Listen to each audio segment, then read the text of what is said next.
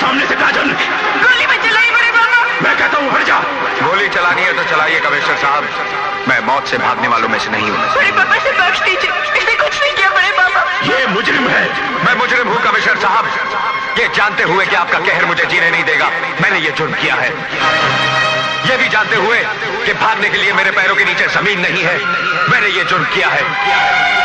और मेरा जुर्म मेरी मोहब्बत है। नहीं, तेरे जुर्म की सजा सिर्फ मौत है। मौत के साथ सिर्फ जिंदगी खत्म होती है, मोहब्बत नहीं।